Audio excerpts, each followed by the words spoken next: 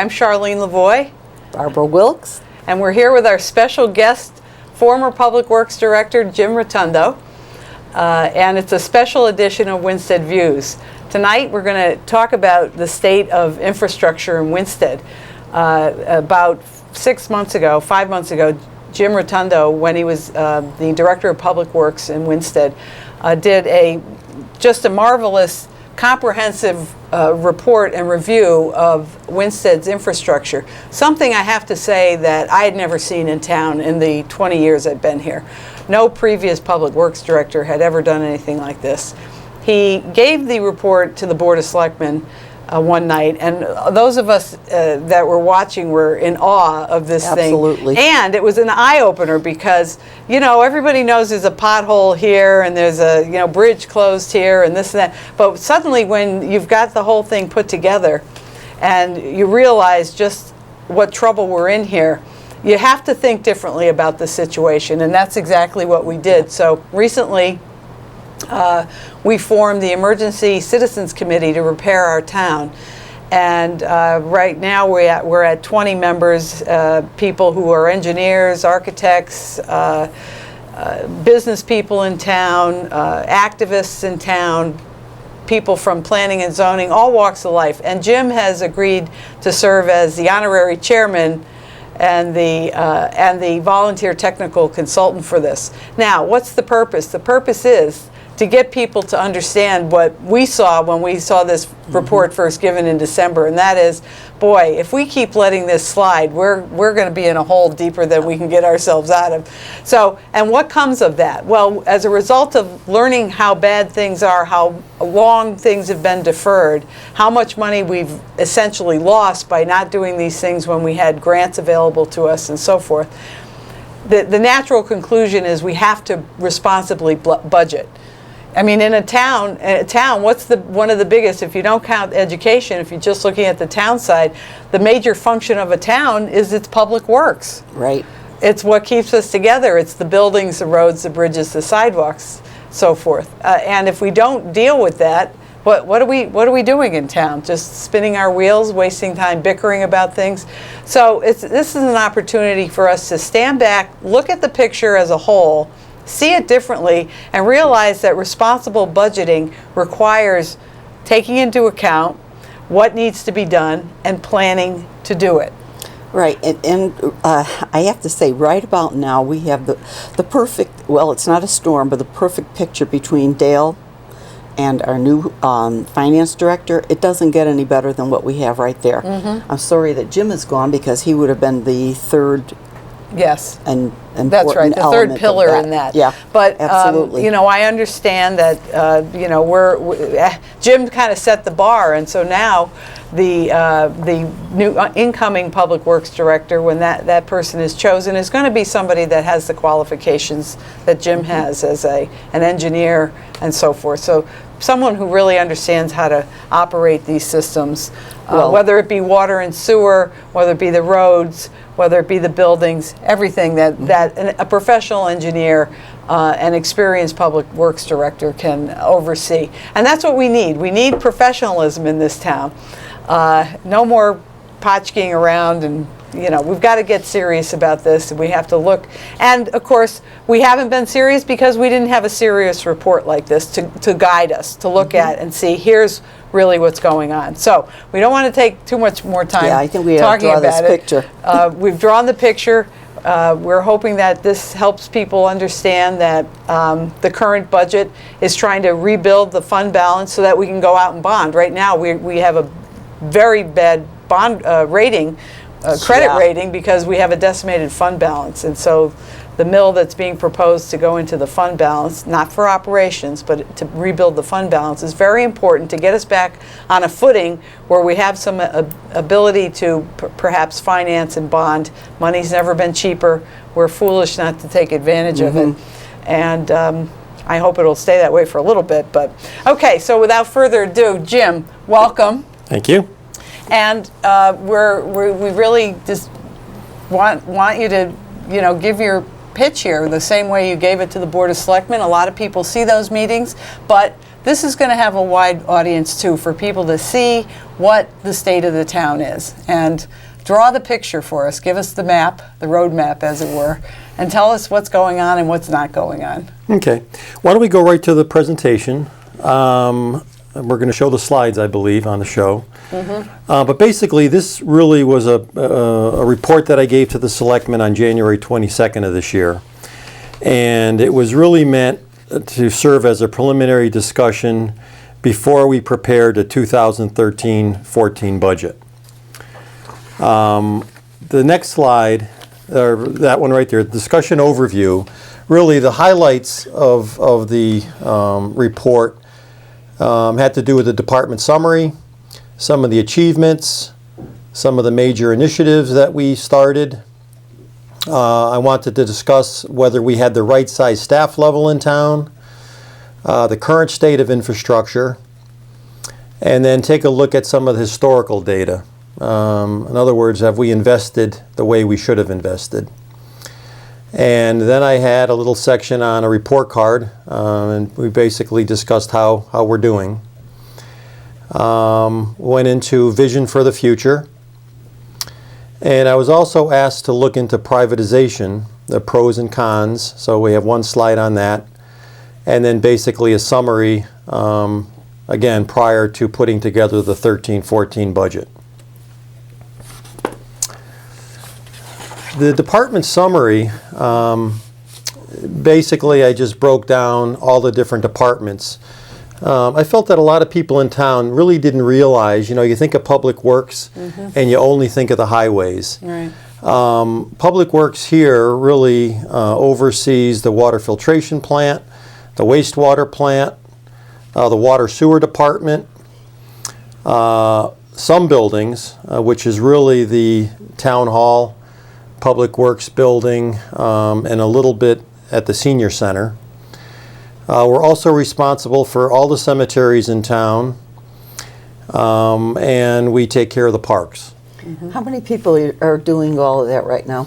At the time, we had 23 employees, and we had a total budget for all the departments of $4.4 million. The highway department only had a budget of roughly 1.6 million. And where are we at now in terms of employees? Well, I can tell you that, I think I've got a slide later on. I mean, it's been continually, going down through attrition. Right. We lose people and they don't get replaced. All right, well, we'll let you address that in terms of whether you think the staffing is adequate to do what the town needs to be done. Some of the achievements we had, we rewrote the cemetery ordinances, and we revised all the costs. Why is that important? Well, it's important because we really, I don't believe we had revised the pricing in about 15 years. Oh, my word. And that's income. I mean, so right away, when we started looking at it, you could tell we just weren't covering even our costs, never mind putting some money aside for the future. So I thought that was a really, a real important thing to do. It was low-hanging fruit, but it was to get our income level the way it should be. And to cover the expense. And to cover the expense that we were incurring every day. What an odd concept. Oh, Yeah. okay. Yeah. Go figure. The other thing we started doing was we started purchasing through LHCEO. And, That's we the used... Regional Litchfield Hills Council of Elected Officials, which is a regional council. We got much better pricing on treated salt, winter salt, road signs, plow blades. And they also have a equipment cooperative. From what I understand, our sweeper has just been sold, the sweeper that the town owned.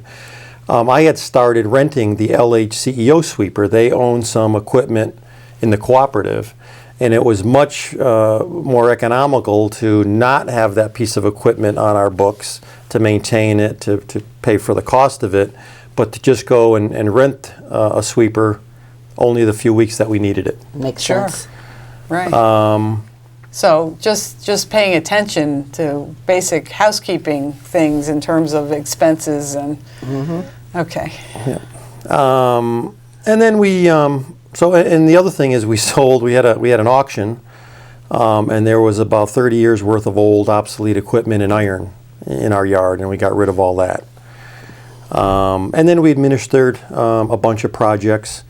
We had the East End Park fountain restoration, the Willow Street parking lot, and then Beautiful job on that, by the way. I thought that really came out well. It did. We added spaces going Beautiful. up to the skate park, and then the restroom at Walker Field is in progress right now. So it's a prefabricated, precast concrete restroom, and that's being manufactured right now. And in the next few months, it'll be brought down and installed in the field, and that'll be a very nice added value down there. And then, of course, the Main Street Phase 2 is starting now, the streetscape. On the water sewer side, I thought one of the biggest achievements was we did a comprehensive leak detection survey. And again, that really hadn't been done in years. And the mid-90s. Probably, That was way before my time. Yeah. And we were making about 1 million gallons of potable water a day. And after we had the leak detection survey done, we found approximately half a dozen major leaks around town that we fixed. And as a result of that, we were saving about 150,000 gallons of water a day. Wow. So not only are we saving the resource, valuable water, but all the energy to produce it and the chemicals to prepare it. So I thought that was a big savings in that department. Very. The other things we did is we rehabilitated the sewer plant corner sewer pump station right in front of the treatment plant. And that was a major achievement. And we also rehabilitated the Oakdale Avenue water booster station. So again, that would increase dependability and increase service for its customers. The major initiatives that we tackled was treated salt. We converted from just regular rock salt to Ice Be Gone. We found that it was a lot more effective. My goal really was to eliminate all sand usage in town. Unfortunately, we didn't get there. And really to support, and the reason I brought this up really is to say that, you come up with these initiatives, but it's important that you get things accomplished or get things done in order to support that initiative. So the current salt shed in town is severely undersized. In all three of my budgets, I requested a new salt shed.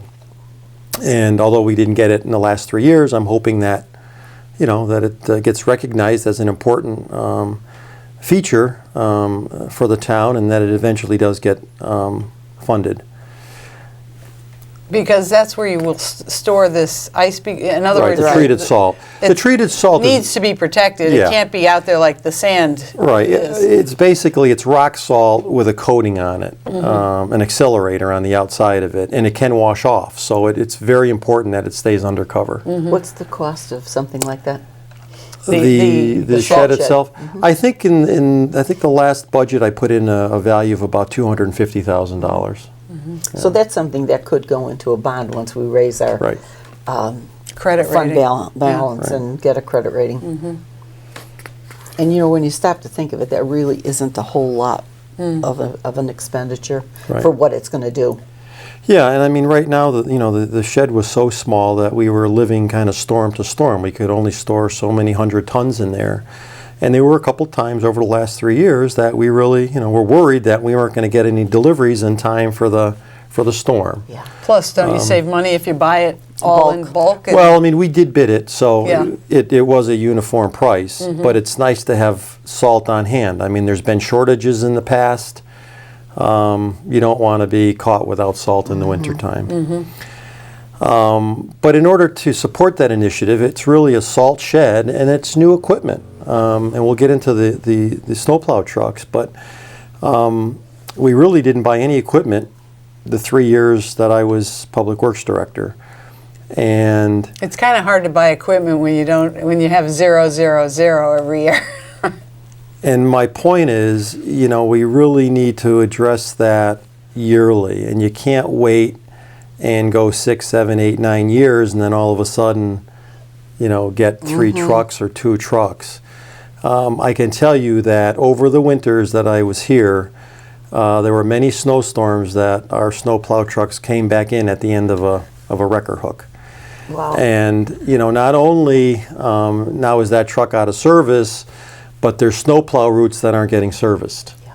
So it's not fair to the residents that aren't getting plowed out, and it's not the right way to be cost effective with our money. And manage a department, manage a town. Right. Like I said, that's a big item in a town, is it's public works. All right, let's. So, that was some of the capital end of it. The other thing I wanted to hit on with the presentation was the right size staff level. And from the beginning, I felt that, really, although I tackled a few things like the cemetery ordinances and things like that, we could do a lot better if we had enough staff. One thing was the workforce. The workforce had been reduced from 16 in 2001 to 10 in 2013. That's unbelievable. That really is. So, what I said at that time was you need a certain minimum level to be able to adequately function and be effective. With respect to the office functions, at one time there was a water sewer superintendent and there was a highway superintendent. Both of those positions, well before I got here, were eliminated. The person left, or through attrition, that position wasn't filled again. It starts to add up. You lose one superintendent, you lose a second superintendent. I looked at the Public Works director's position as not being a day-to-day foreman or things of that nature, but to direct, to put plans together, and to try to make the whole department run efficiently. Yeah, instead you're in the everyday, well, putting out fires and fixing things. And so basically, when we had, when our highway foreman was on vacation or out, it basically falls on the shoulders of the Public Works director. Right. Anyway, what I proposed was an assistant to the Public Works director. And I felt that position, a young engineer, an EIT rating, not necessarily a PE license, but somebody with an engineer in training, someone that's had a few years' experience. We could do some small in-house design projects. And the example I would use is the Walker Field permanent restroom project. I think we could have done that completely in-house. We certainly have the need to rewrite ordinances. We need a good sidewalk ordinance. We need a good snow ordinance, and even a drainage ordinance. So all of these things really have been neglected over time, and if they were properly done and installed, it's my opinion that they'd save the town money in the long run. Absolutely. One of the things you mentioned, I recall, about the assistant director is that in-house we could do inspections that we now have to pay. Can you just give a financial example of that? About Well, we did, when we had that ERA project on Wetmore Avenue, and it was a mill and pave project. And we used a consulting engineer to do the inspection, and that cost us roughly $75,000 just for that inspection. There's a salary. Yeah. And it was ERA funds. I mean, it didn't come out of the town's pocket, but had we been able to do the inspection in-house, we probably could have used that $75,000 to do more work. Okay, so we could have accomplished more work. Right now, we're in the range of spending about $125,000 for inspection on the streetscape on Main Street Phase 2. So I look at all those things. That we're paying an outside. That we will be. That an assistant director could have accomplished. Right. Yeah. By having more staff. So, Yep. so again, I mean, you limit yourself. You start cutting down on the workforce. You start cutting down on What you do. exactly. What you can do. Exactly. So, the effectiveness just shrinks and shrinks. Yeah. And that was the point I was trying to make. I wanted to show just some of the photographs of the current state of the infrastructure. And, I mean, anyone that's a resident in town knows that we've got a lot of roads that need to be rehabilitated. I took a few photographs. We could probably have a pothole call-in and have dozens and dozens of calls. Oh, yeah. Newfield Road, obviously, I've tried to get funding for, but it needs total rehab. It's got to be reclaimed and rebuilt. And this is because it's had no maintenance over the years. Yeah, and I've got a few slides later to show that, we're not doing a good job on preventative maintenance. I was impressed with that particular slide. I know exactly which one you're talking about. Yeah. And I think most people can relate to that. I mean, just at your, if you own a home, if you don't paint it, if you don't take care of this, things are not going to look good. I mean, eventually, bad things are going to happen, and it's going to cost a lot more to fix. You've got to do preventative maintenance every single year. And the other point I was trying to make is that we can't live from bond to bond. We can't put together a big bond and say, okay, now we're good. We're good for the next 10 years. It doesn't really work that way. These roads and our infrastructure really need to be attended to every year. So not only bonding, it's got to be a regular part of the budget in order to do what we need done. Absolutely. The preventative maintenance has got to be a major part of the can you give a ballpark budget. about how long it's, when was the last time we did any preventative maintenance? From what I understand, I was only here 3 years, but from what I understand, we haven't chip sealed in about 15. Oh, my word. So, Ouch. but chip sealing, crack sealing, we'll get into that later. But those are all very important things to do on a yearly basis. Jim, when people see the condition of our roads and how little we maintain things, I think that's a discouraging factor for any potential person who would like to invest in this town. Like we're encouraging people to come into the mill buildings. Right. What kind of impression is that when they drive down any street and it's Right. in deplorable condition? Yeah, no, I agree. It's not encouragement. No, it isn't. Next, what do we have on the next And that's slide? how our property values depreciate. That's right. That's right. It's all hand in hand. It's part. That's right. It's part of the devaluation of town. Right. One of the things I did was I went back to budget year 2000, 2001. So I really looked at the last, 10, 12 years. And just took a look at every line item and graphed it, put it in a big Excel spreadsheet just to see what we spent our money on. And, wanted to see if it was a long-term trend or whether, basically to see what kind of trends I could get out of it. And as you can see, in that slide, the yellow portion of the bar graph is the amount of money we spent on road improvements, and the orange is the amount of money we spent on road maintenance. I can't even see You the can orange. barely see the orange. They're slivers. Yeah. And Oh my. Wow. when that really, it paints the picture.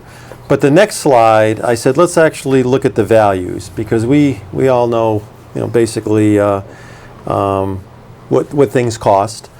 Let's take a look at that. In this slide, the red is the road improvements and the blue is the road maintenance. So you can see that the last year that I graphed, we had $25,000 in road maintenance and $50,000 in road improvements for basically $75,000. Prior to that, we've had some years that we've spent practically nothing. We've got where it bottoms out, it's $1,000. It's $17,000. Yeah. I mean, some driveways cost $17,000. Right. Absolutely. So we've got 81 miles worth of road. How are we expected to do our job and maintain things or improve things on that kind of budget? Right. So really, the preventative maintenance investment really has been insignificant. And as a result of that, all you have to do is travel on our roads and you can see what the results are. The next slide really shows the life of a road and how fast it declines.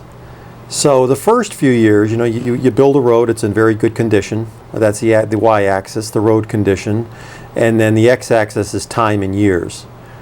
So for the first few years, you may not have to do anything the first year or two, but then as the road starts to age, there's routine maintenance. There might be some crack sealing. There might be some things of that nature.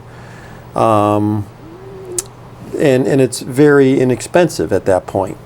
As the road gets older, you've got preventative maintenance that you should be performing. Crack sealing again, chip sealing. The whole road surface should be chip sealed. You basically want to protect that outer layer of asphalt to not let water penetrate in. Basically, groundwater, stormwater is just plays havoc with our roads. Yeah, sure. If you don't do the preventative maintenance, you then get into a category after about 15 years where you've got to rehabilitate the road. Jeez. And if you continue to neglect it, you can see how fast that decline goes down. That dip is amazing. At that point, if you've really done nothing to it to try to protect it, now you've got to totally reconstruct it. You've got to go in there, grind it up, you got to reclaim it, and then you've got to put brand new layers of asphalt in. Which is a lot more expensive than the So maintenance. does that graph and curve apply to a lot of roads in this town? This is a general principle and it applies to all the roads. But I mean, how many are, do you have a slide or something on that? How many are in that state? Well, when I did the 5-year capital plan back in 2010, we did a very quick windshield survey of all of our roads and we categorized them. And we picked out for those 5 years what roads that we would want to chip seal, which ones we would want to crack seal, which ones had to be completely rebuilt. So that really needs to be done again now. Nothing was done with that 5-year capital plan. It wasn't funded. So I'd advocate that we go back in again, update a 5-year plan, review everything, the current state of all of our infrastructure, and put together a plan and fund it this time. Right. The next slide I thought was really interesting, and this really shows the relative costs. So we could sit here saying, oh, we've got to do preventative maintenance, and that's the right thing to do, but it's really easy not to spend that money. Well, this is what you get for not spending the money. So the routine maintenance, again, the cost per linear foot of road, this is all relative terms, in dollars per linear feet is the y-axis, and the x-axis is time in years. So for the first few years, the average cost of routine maintenance might be $1 per linear foot. You start getting into the preventative maintenance, and that's about $5 a foot. But very, very important. The road rehabilitation is about $15 a foot. That's the orange. That's the orange. Yes. And then lastly, again, if we just wait till the very end, don't do anything, we built the road, did nothing to it, it's now dilapidated, falling apart, we've got to fix it, it's now $25 a foot. And growing, right? And growing every day. So it's Yeah. 25 times more costly to reconstruct a road than to To do, maintain it. daily or routine maintenance on a road. So again, we're prolonging the life of the road, and all of those preventative measures that we take are well spent.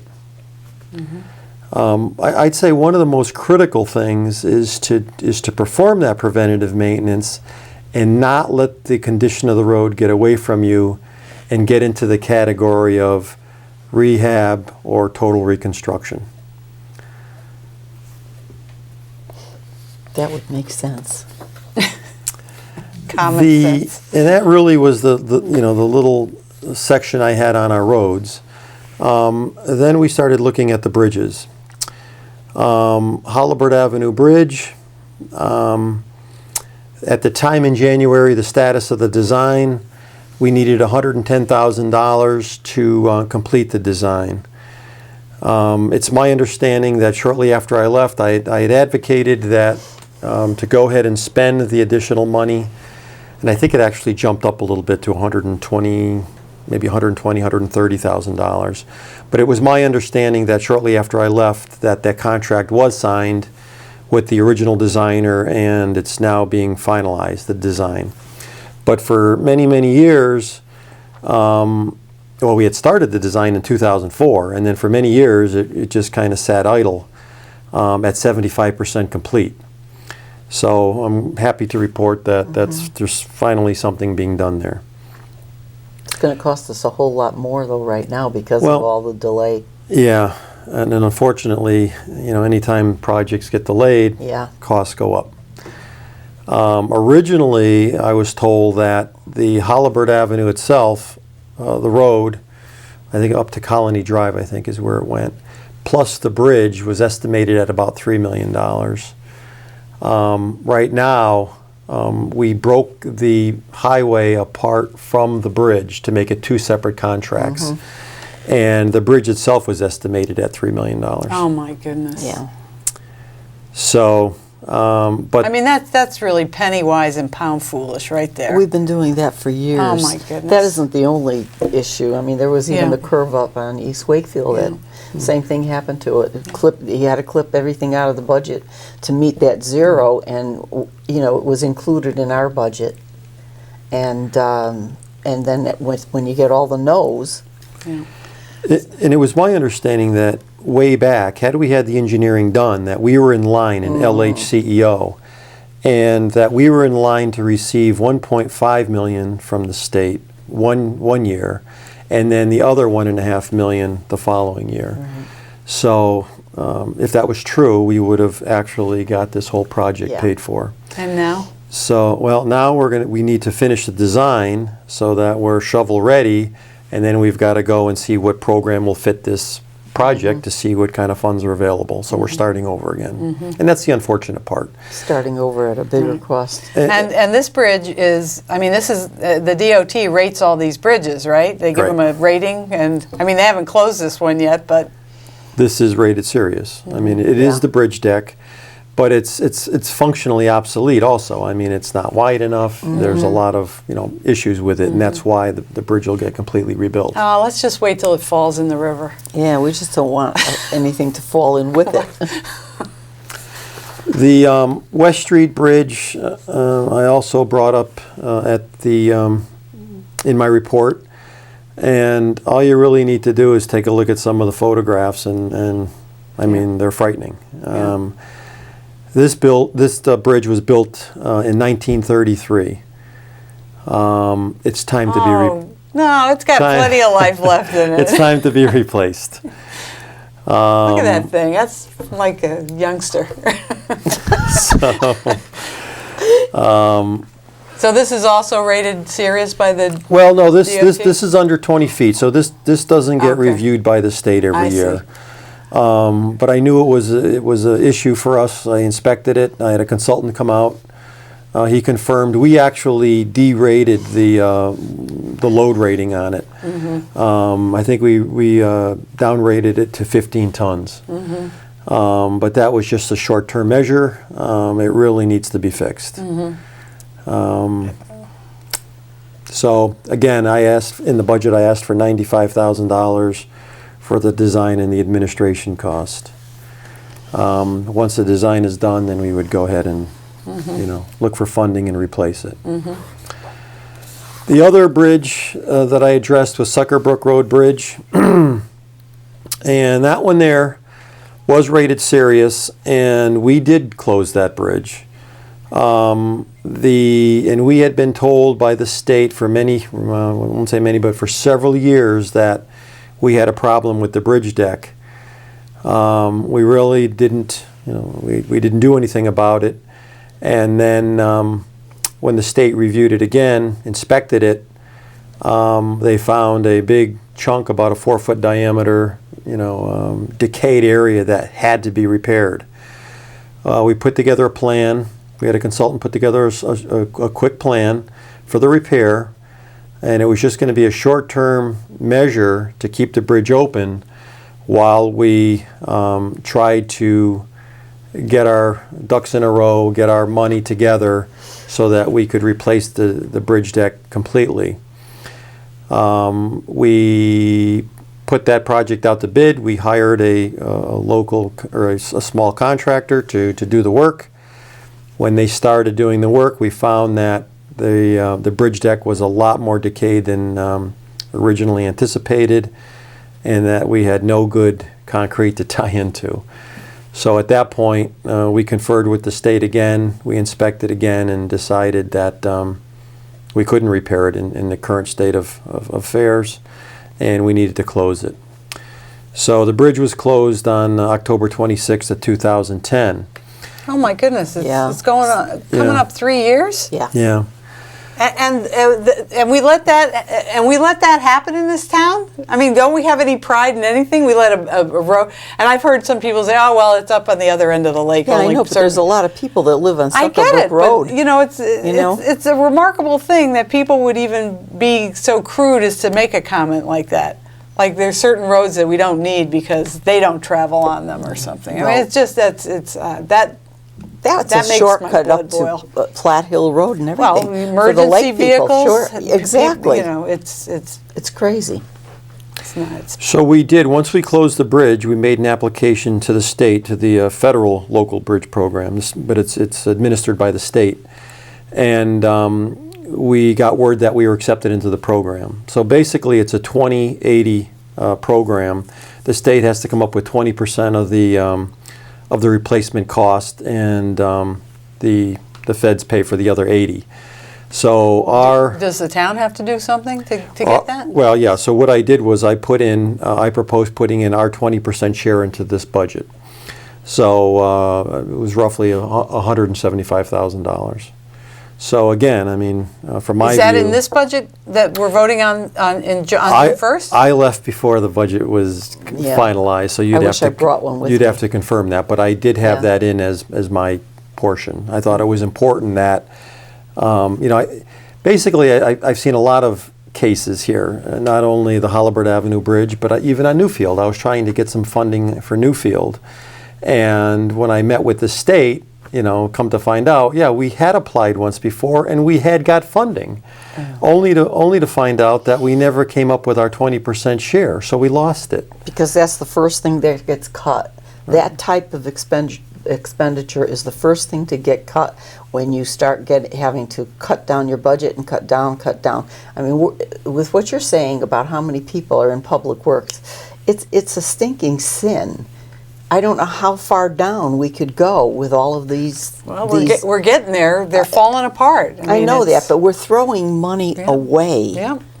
Well, and from my end, my opinion, I mean, it was, no-brainer. It was a no-brainer. I mean, all we have to do is come up with 20, and we're going to get 80. I mean, what more do you want? And I feel, we're with the lack of maintenance over many, many, many years.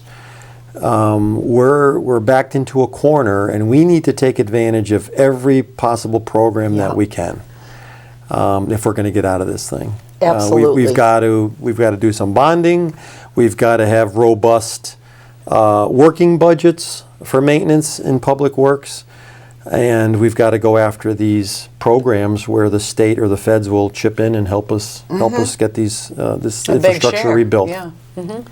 Okay. But that's the point, and I hope the people start to understand what it means when we are putting out a couple $100,000 for engineering plans.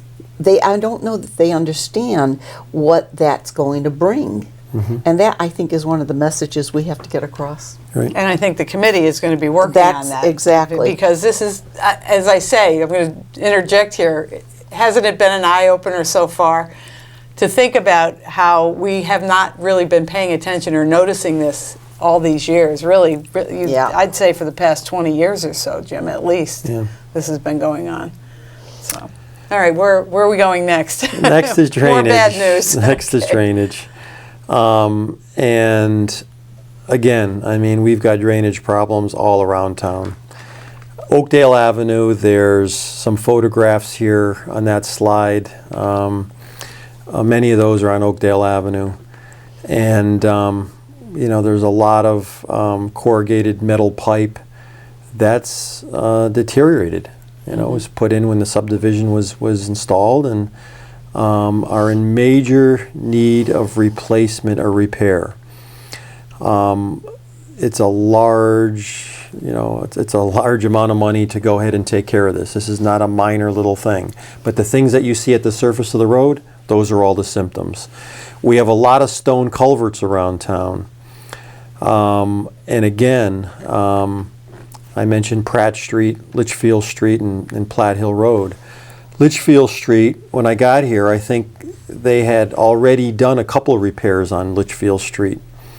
When I got here, there was another collapse, and we had to do another one. The proper thing to do is to really replace the whole culvert across Litchfield Street, not going in every year or two, opening it up and putting in a small little section. You know, I think that would be a good candidate for a precast concrete box culvert or some kind of an arch. But you'd go in there, it would be a capital project, you'd go in there, you'd replace it, and it would be done. Right. We don't have to worry about Instead it for... of a Band-Aid. Absolutely. The catch basins, we did a survey, and it was really our attempt to get our handle on, you know, what we had. We really don't have a GIS system in Public Works, and that's another area, I think, or another tool that really is needed here in town. We need to know where all of our infrastructure is and the condition. So we had spent a lot of time. We went out, Public Works employees, we went out and located all of our catch basins, and we wrote down what the conditions. We inspected them and wrote down the conditions of those basins. We found out that we had 1,440 catch basins around town. Now when we replace a basin or we do work to it, we go ahead and we upgrade that database. So we've got a working document that we're keeping track of. Those are the kinds of things that you need to maintain the infrastructure. Of course. And that was just a rudimentary way of starting it. Yeah. But again, you know, somewhere in the near future, we need a GIS system where this can all be done professionally on a good database, where all of this could be put together. Of course. Yeah. I mean, it's kind of embarrassing to think, you know, we just didn't even have an inventory of infrastructure in the town. I mean, it's the 21st century, for crying out loud. Okay. The next area I looked at were the facilities, and basically I talked about the town hall and the Public Works department. Town hall, really, you know, the brick facade is in need of major repairs. We've got a lot of loose bricks. Water's getting in. They're getting dislodged. It's really a safety issue. And you know, it's got to get repaired. It's just going to allow more damage to occur. You know, by not fixing it, these bricks have got to be repointed and repaired. The front doors on the town hall really need to be, I mean, it's just ugly. Peeling paint, and I mean, so you go into the town hall and this is the view you get, you know, all these, I mean, really, that's shameful. That's just an embarrassment. And that's not a huge thing, I'm sure, but... Well, it's, you know, I mean, it could be $10,000, $15,000 really? to For read. doors, It's really the hinges. Oh, my. I mean, not to have that. I mean, so people who come into town to do business town hall and they have to walk through this really cruddy looking entranceway. Oh. So the stairs also. I mean, you've got the Yes. granite on the stairs. Yes. You've got cracked It's- pieces. Right. I mentioned the the front vestibule, very dark, Yes. and it really, that whole area needs to be Yes. taken care of. Public Works. One of my issues always has been that we didn't have an emergency generator. You know. What? Even homeowners have those. I mean, that's astounding. You don't have a generator at Public Works? To run the facility. There was a generator there. It doesn't work. There's a generator building in the back. It didn't work. And it was an antique. I mean, there were no parts. You can't fix it. So what we... Are you astounded yet? I mean, You know, what we were forced to do is this use... committee is going to be 1,000 people before we're done. What we were forced to do really is to get one of our smaller generators from the water sewer department, just to run our gas pumps or to turn the lights on in the office, but it really wouldn't run the facility. Or rotate one of our trailer generators that we use for our water booster station or our sewage pump stations when they're down. So it really was a shell game, and it really isn't the right way to Well, run. and talk about the public department. safety issues. Absolutely. I mean, if there's a disaster or weather Yeah. event, and we can't even open the Public Works department. Right. I mean, okay. And, Connect the dots, people. Connect the dots. and really, over the 3 years I was there, I mean, I think we had, 4 or 5 natural disasters. Yeah. You know, Yeah. I mean, we were doing one FEMA application after the next, after Yeah. the next. So the need was definitely there. One of the first disasters, when we had no power at all, I mean, we couldn't even pump fuel. So it's a major, and we serve we fuel up the police department cruisers, we fuel up the Yeah, of fire course. department Yeah. vehicles. It's not just Public Works trucks. It's public safety. It's the whole Yeah, town. It's yeah. public safety. Yeah. So it's an important, very important thing. The equipment at Public Works, and again, the newest piece of equipment that we had gotten was in 2006 when we got a couple of snowplow trucks. So in my tenure there, we got nothing. The roadside mower, we actually, the upper right picture, we sold that in the auction. It really was being used, before I got here, I think it was used the year before, and it was one of those pieces of equipment that you were going to put a lot of money into it with Right. down a black hole, and you were getting no return. So I just took it off the road and said we weren't going to use it anymore. And that was one of the pieces of equipment I felt that for $110,000, it was critical. It wasn't, a very, very expensive piece of equipment in relation to snowplow trucks and other pieces of equipment that Public Works runs. And I thought, again, was a no-brainer. We should buy one. We could keep that busy all summer long. And that, again, is public safety. It's sight distances on roadsides and things of that nature. So that slide really talks about the equipment itself. Which you had mentioned earlier. The age of our equipment. We've got one truck that's 22 years old that's on the road. And I'm going to skip a few of these slides. I also talked about the sidewalks and pedestrian bridges. Again, the Highland Lake spillways, all of the beams supporting those, that pedestrian walkway need to be repaired or your life in your hands replaced. when you walk across that thing. Yeah. So really, the upshot of that meeting was I gave a report card. Yeah, the and, report card's good. That's the next slide. Yeah. and really, It's pretty consistent We across failed. we the failed. board.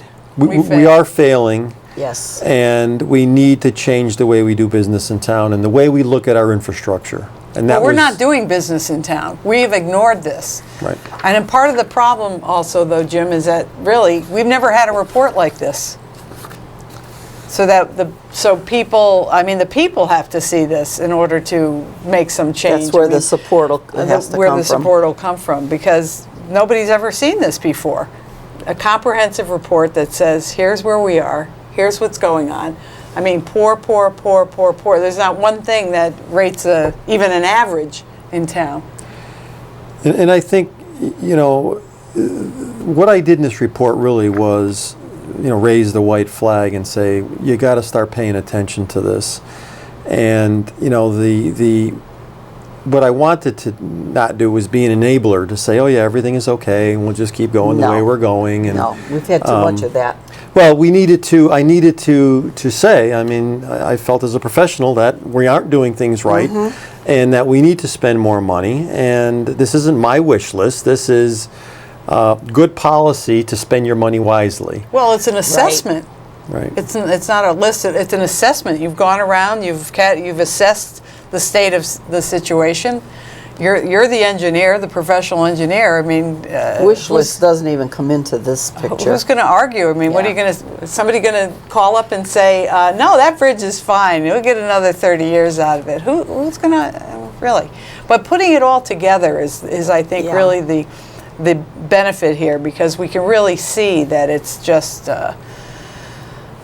one big ignored mess, and it you know, for the biggest part of the town budget, the town side budget, and the most important part, what else do we do as a town?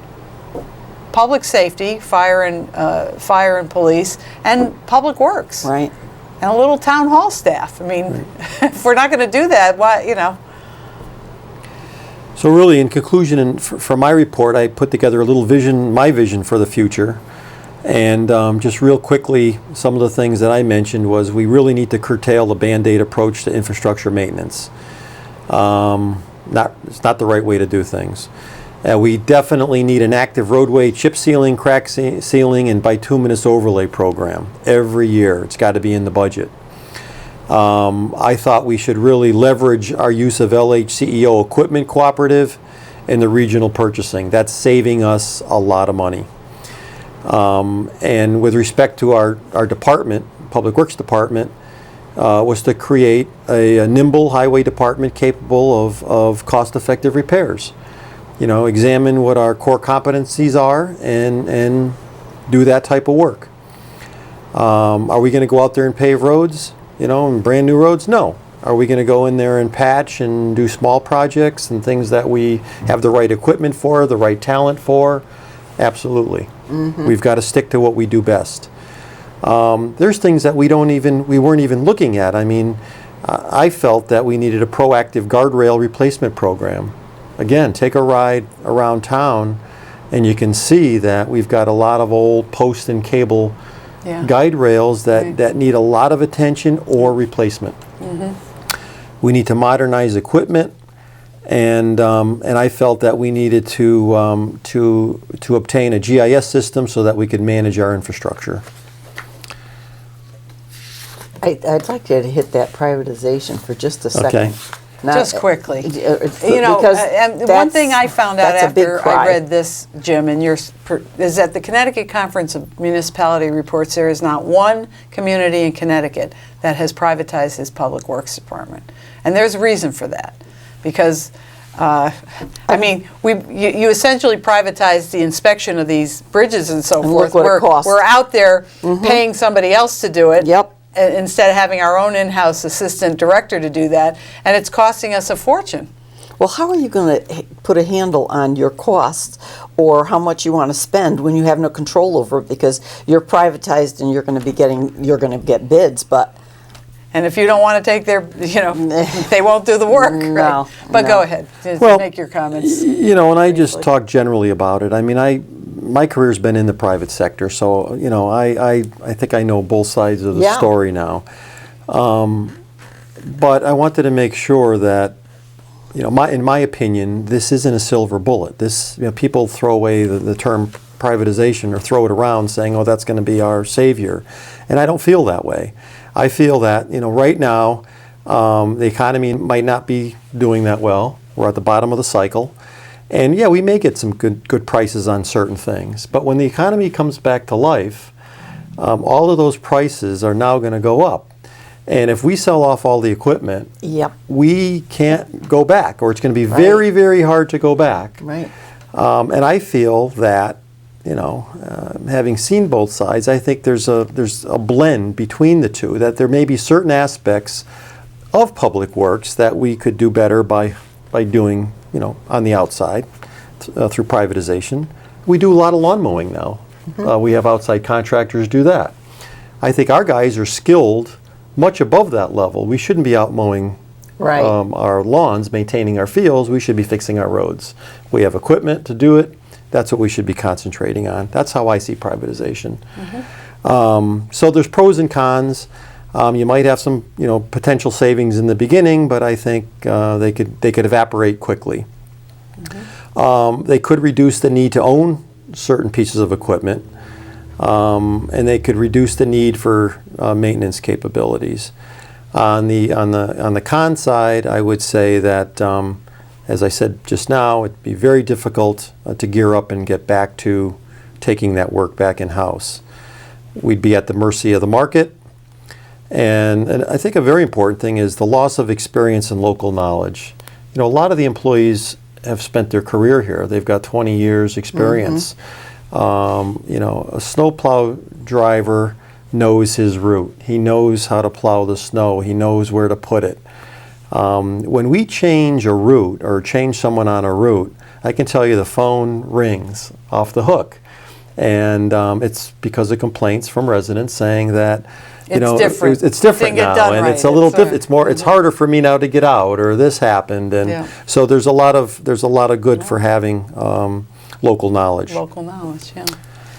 Well, we're coming up to our end point. I think we have about 2 minutes. So I think you've done a great job with the overview. Yeah. If you have a couple of other comments in summary, we're going to show this widely because we have to understand this issue and be proactive and do something about it. I mean, just in summary, I think we need to do things differently. We need to dedicate the funds for preventative maintenance. We've done it the other way, and look around town, and you can see the results. And one other thing is we have to respect our professional the experience we have with our public works director. I mean, I get it. We have never had a professional engineer as a public works director in this town. Yeah, but they always cried when they didn't have it, that's what we needed. We had it. Yeah. Well, I don't know that they cried that. Oh, they did. Well, I remember well. And I don't know if there was one 30 years ago, but we haven't had one in the last 2 decades until Jim. And then we have one, and people are poo-pooing what his recommendations are. Well, you really can't have it both ways. I mean, the evidence is in. We haven't been taking care of our town. And the more we do that or ignore it, the more expensive it's going to be. And I say, help repair Winsted. Vote yes on the budget so that we can get some money into fund balance so that in the future we're going to be able to bond. So we can start addressing this 'Cause very that's the only way we're going pressing to need. even get near this is to bond it. Well, at least to start, but Jim's Yeah. right. We have to also regularly appropriately budget in the Yes. budget. Yep. And then we look Absolutely. to outside financing to help with the bigger projects. But we're not even financing our own infrastructure with our tax dollars. We're doing nothing. We're doing nothing. It's really time to terrible. stop. So we thank Jim for helping us understand this, for putting together this Yeah. report. This is available on the townofwinchester.org website. Right on the home page, you go down to the valuable links box and click it, and you'll see the infrastructure report right on there. You don't have to go in and find the department or anything. Go right on the home page to the valuable links on townofwinchester.org, and you can look at every slide that's in this report that you just saw. And we're probably also, the town will also be putting up the 5-year capital plan that Jim did, and the different one-year municipal bond in 2011. And the new public works director will be coming in, and hopefully, I'm sure that professional will build on this information and bring the same concerns to the public and to the Board of Selectmen. Let's make it different. Let's see if we can support fixing our town. So. Yep. Thank you for That's joining it. us. This And show thank is you, going to be Jim. repeated Thanks for inviting me. multiple times. Watch us on Saturday from 2 to 3, as well as Wednesday nights from 9:30 to 10:30. Thank you for joining us, and we'll see you next time.